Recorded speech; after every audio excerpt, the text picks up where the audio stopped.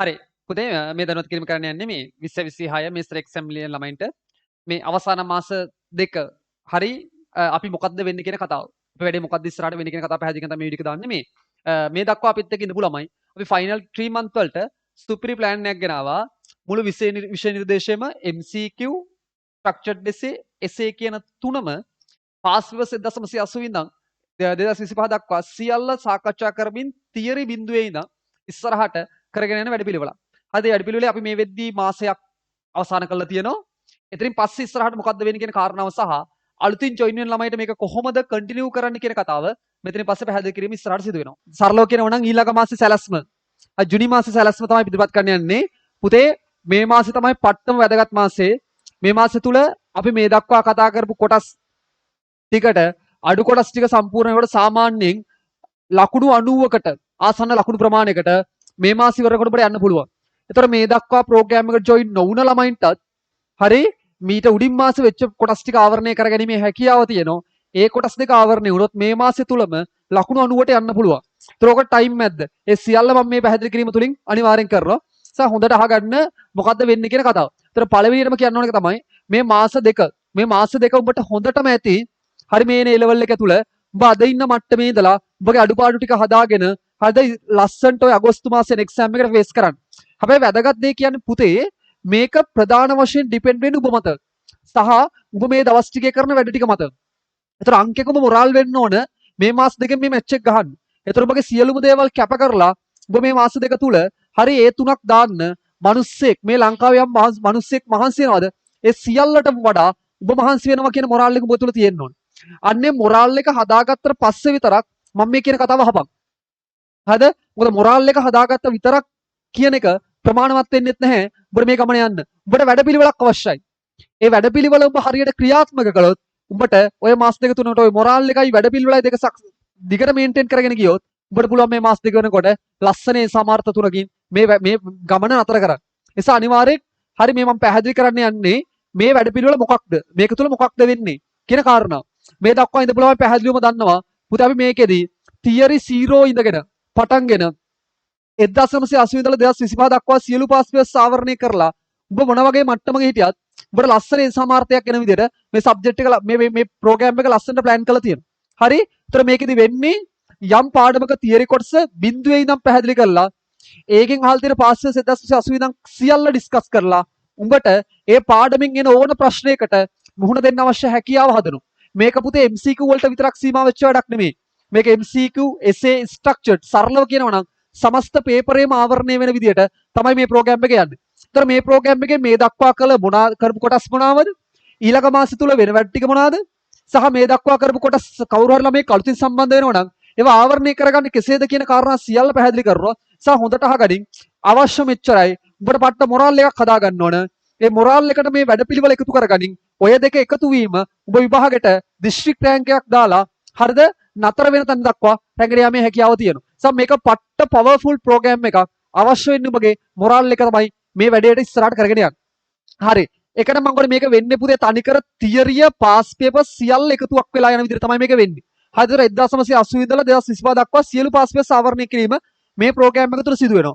පුතේ එතකොට හරි සරල මතක තියාගන්න. ඒතර මේ මාස දෙක තුළ තියරි නැතිලා මේක කල්පනා කර මට මේක කරගන්න පුළුවන්ද? පුළුවන්. හේතුව මේක A to Z තියරියත් එක්ක යන්නේ. තියරියත් එක්ක යන්නේ. ඒතර මේ දක්වා ඉඳපු උඹලගේ යාළුවෝගෙන් අහලා බලන්න මේක කොහොමද ඇත්තට එහෙම ගියාද? හරි?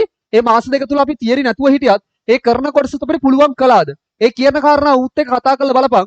ඒතර උඹට තේරෙයි මේකේ කොච්චර පළදායි වැඩතොගයක් උඹට කරගන්න පුළුවන්ද කියන කතාව. පුතේ මම එකටම පටන් ගත්තොත් එකටම කියන්නම් මේ දක්වා කරපු දේවල් මොනවාද? හරි මේ දක්වා කරපු දේවල් මොනවාද? මොකද ඒක පට්ට වැදගත් වෙනවා. උඹට ඉස්සරහට යන වැට් ටික අපි මේ කියන වැට් ටික ඊළඟ මාස තුල කරයිද කියන කාරණාව තහවුරු කරගන්න. හරි? පුතේ මේ වෙද්දී හරි යාන්ත්‍ර විද්‍යාව MCQ ඩිස්කෂන් එක හරි තරල ඇරෙන්න සියලු කාරණා අවසන් කරලා තියෙනවා. ඒතර මේ මාසෙම ඉතුරු දවස් දෙක අවසන් වෙනකොට යාන්ත්‍ර විද්‍යාව අපිට ඉතුරු වෙන්නේ තරල විතරයි. දැන් මම ගිය මාසේ ඩිස්කෂන් එක වීඩියෝ එක බලන්න YouTube තියෙනවා. මම ඒකේ බලලා කිව්වා තරල හැර අනිත් සියල්ල යාන්ත්‍ර විද්‍යාව මේ මාස තුල අපි ආවරණය කරනවා කියන කතාව. නිකන් නෙමෙයි. භ්‍රමණ චලිතය, කාර්යහා ශක්තිය, ඒ වගේ පුතේ දඩ පාඩ්. හරි? තේරුම් අමාරු පාඩ්. බිඳුවේ ඉඳන් පැහැදිලි කිරීමත් එක්ක තමයි මේ කතාව ඉවර කරේ. ඒතර මේවා ඉවරුණා කියලා ළමෙක් කොරි වෙන්න එපා. මේ කොටස් වල රෙකෝඩින් උඹට ලස්සනට බැලන්ස් කරගනිමින් දැන් යන් ටිකත් කරලා උඹට වෙන කිසිම ෆිසික්ස් පන්තියක අවශ්‍යතාවක් නැතුව මේකෙන් විතරක් මේ ප්‍රෝග්‍රෑම් එක කොට දාන්න පුළුවන් හැකියාව තියෙනවා. හරිද? හොඳට අහගන්න කට්ටියම. ඒතර මේ වෙද්දි පුතේ අපි ඉවර කරලා තියෙනවා. යාන්ත්‍රික විද්‍යාව කියන එක කතා කරලා තියෙනවා. හරි මම කොටි තරල කොටස හැර ගුරුත්ව ශේෂ්ත්‍රය එඩුසෙට් කතා කරලා අවසන් කරලා තියෙනවා. චුම්බක ශේෂ්ත්‍ර කතා කරලා අවසන් කරලා තියෙනවා. තාපය කියන පාඩමේ පුතේ සන්නයනේ සංවහනය කරන කොටස විතරයි මේ දක්වා අපිට මගහැරලා තියෙන්නේ. ඒකත් මේ ඉතුරු දවස් දෙක තුන වෙනවා. ඒතර මේ මාසේ අවසාන වෙද්දී සම්පූර්ණයෙන් මේ කොටස් ටික අවසන් වෙනවා. හරිද? ඒතර මේ MCQ පැත්තේ මේ වෙද්දී අවසාන ටික. පුතේ ප්‍රැක්ටිකල් පැත්තෙන් යාන්ත්‍රික විද්‍යාව සහ තාපය කියන එකෙන් මේ අවුරුද්දේ දෙන සියලු ප්‍රැක්ටිකල් අපි කතා කරලා ඉවරයි. සරලව කියනවා මේ වෙද්දිත් ස්ට්‍රක්චර්ඩ් පේපරේ ප්‍රශ්න හතරෙන් දෙකක් ගොඩ දාලා ඉවරයි. ස්ට්‍රක්චර්ඩ් පේපරේ ප්‍රශ්න හතරෙන් දෙකක් ගොඩ දාලා ඉවරයි. ඒකට තියෙන වීඩියෝස් දෙකයි. ඒතර කවුරු හරි ළමෙක් මේ වෙනකන් හිටියේ නැත්නම් ඒ වීඩියෝස් දෙක අරගෙන උට ලස්සනට ඒ වැඩි ඉවර කරන්න පුළුවන්. හරි ගිය මාසේ රෙකෝඩින් ටික අරගත්තම ওই කාරණා ටික ඔක්කොම උඹට අහුවෙනවා. හරි ඒක බලන්න වෙලාව තියෙනවා. ඒකට බය වෙන්න එපා. හරිද? එතකොට මේ වෙද්දි අපි MCQ පේපරෙන් සාමාන්‍යයෙන් MCQ පේපරෙන් පුතේ MCQ 50න් MCQ 50න් MCQ 22ක් 20ත් අතර ප්‍රමාණයක් මේ වෙද්දි අපි ආවරණය කළ අවසానයි. හරි MCQ 50න් 20කට ආසන්න ප්‍රමාණයක් අඩුම 20ට වඩා වැඩි මේ ටික එකතුව මම ඇවරේජ් 20කට ආසන්න ප්‍රමාණයක් අපි මේ වෙද්දි MCQ 50න් ආවරණය කළ අවසానයි. හරි එතකොට ඒව ඔරි වෙන්න එපා. ඒව හදාගන්න ඔබට අවස්ථාව මම කොලේ පැහැදිලිව තියෙන. ඒක අවසානට පැහැදිලි කිරීම කරන්න. තාම අපි essay වලට බැස්සේ නෑ මේ ප්‍රෝග්‍රෑම් එකේ. මොකද essay වලට බහින්න බං ඊට කලින් මේ යුනිට් එකට දාලා තියරි කාරණා ටික හරියට බිල්ඩ් අප් වෙලා තියෙන්න ඕන.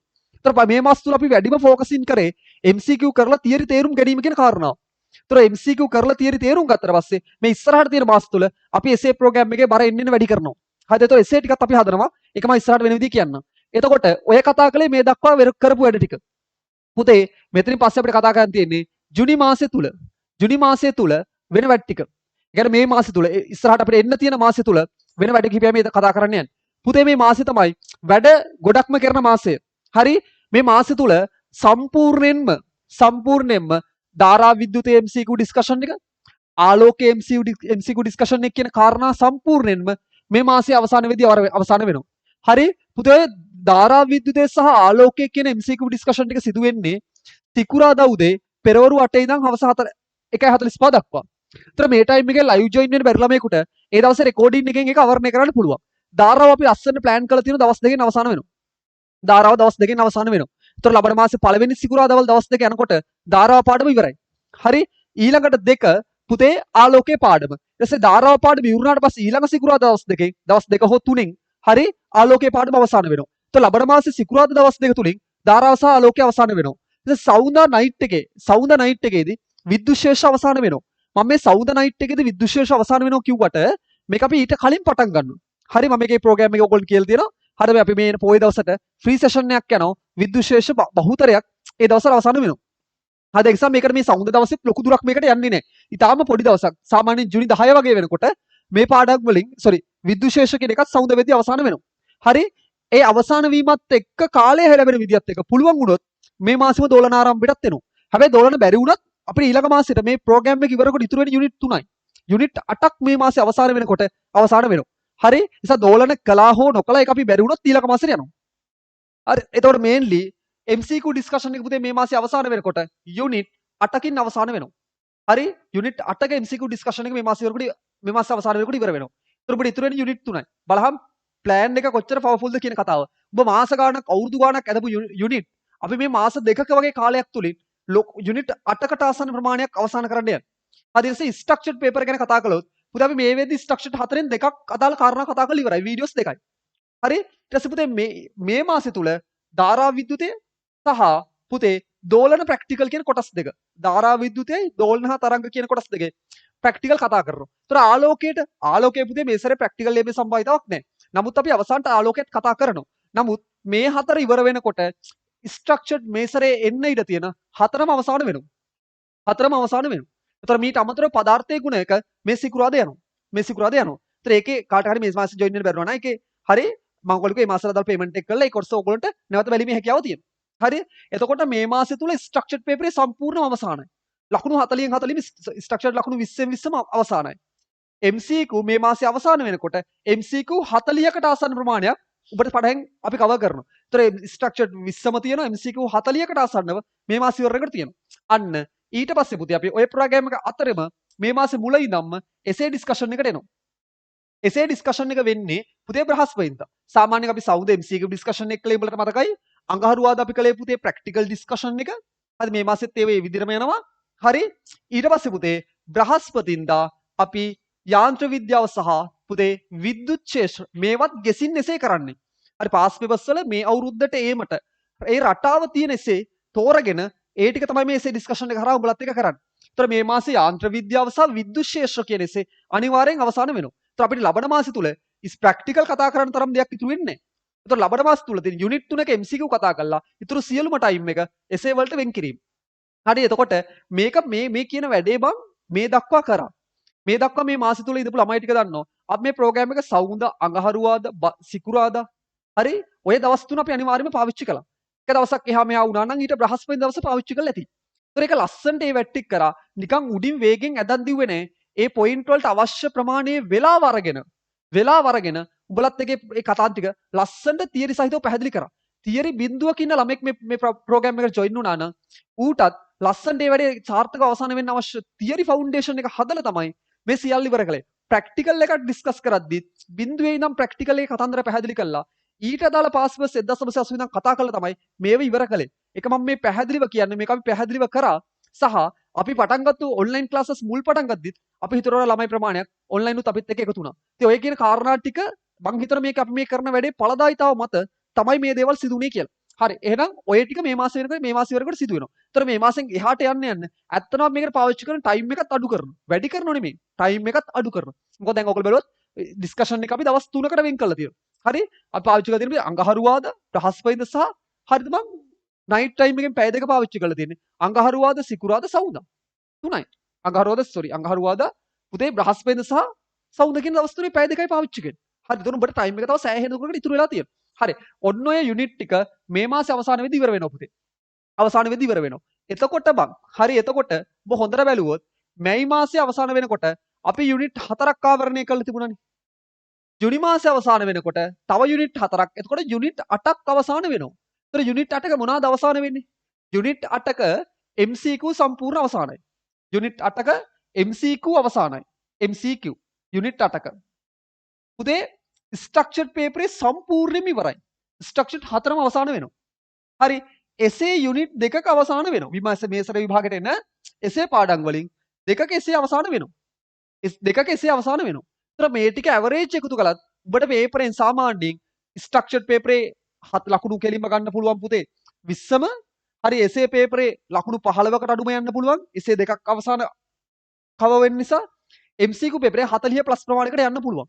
ඒතර ඔබට ලකුණු 90 ආසන්න ප්‍රමාණයකට මේ මාසෙ තුල අවසාන වෙද්දී එන්න පුළුවන්. ඒතර මේ මාසෙ තුල ළමෙක් ලබනස් ගිය මාසෙ ජොයින් වුණේ නැත්නම් ඌට ගිය මාසෙට අදාළ රෙකෝඩින් ටික ගන්න පුළුවන්. අරගෙන ඔබට වෙන ෆිසික්ස් ක්ලාස් එකක් මේන්ටේන් කරන්න අවශ්‍ය වෙන්නේ නැහැ. මේක තුල විය යුතු සියල්ලම සිදු කරනවා. ඒතර ඔබට අපි මම මේ ප්‍රෝග්‍රෑම් එක දෙන්නේ දවල් ටයිම් එක නෙමෙයි නයිට් ටයිම් එකනේ පාවිච්චි කළේ. ඒතර ඔබ දවල් ටයිම් එකක් පොඩි වෙලාවක් පාවිච්චි කළා. ගිය සවාස ඔබ මේ දක්වා නොබලපු රෙකෝඩින් ටික බලලා ඒක කවර් කරගැනීමේ හැකියාවක් තියෙනවා. හරි මම කිව්වේ එකනේ අංක එක මොරාල් එක.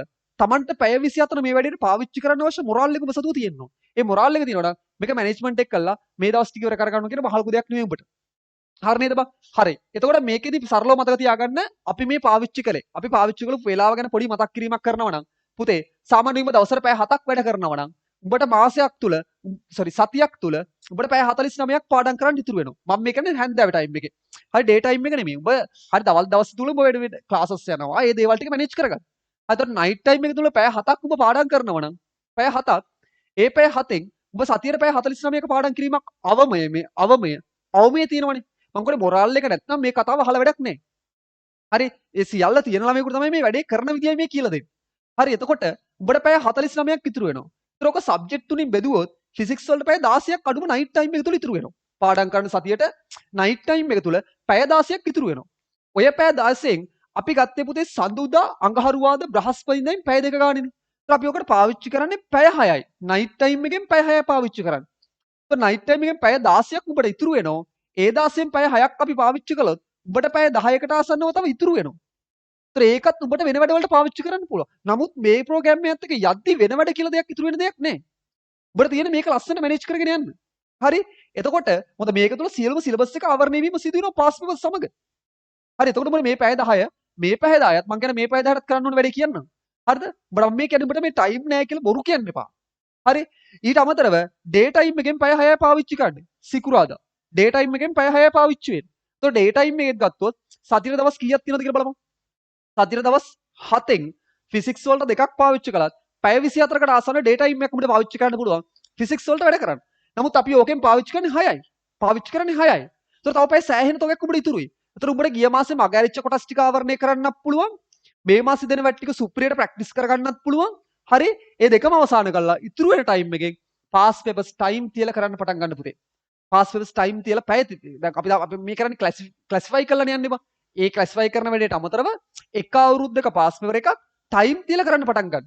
එක අවුරුද්දක පාස් පේපර් එකක් ටයිම් තියලා කරන්න පටන් ගන්න. ඒතර ඒ වැඩෙත් ඉවරයි. ඒ වැඩෙත් ඉවරයි. කතාව තේරෙනවනේ කට්ටියටම.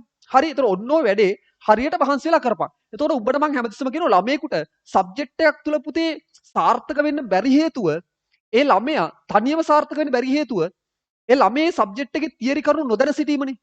සහ තියරි කරුණු නොදැන සිටීම සහ ඒක ඇප්ලයි වෙන තැන් ගැන එයාට අයිඩියා එකක් නැතිවීම. ඔය කියන කාරණා දෙකනේ.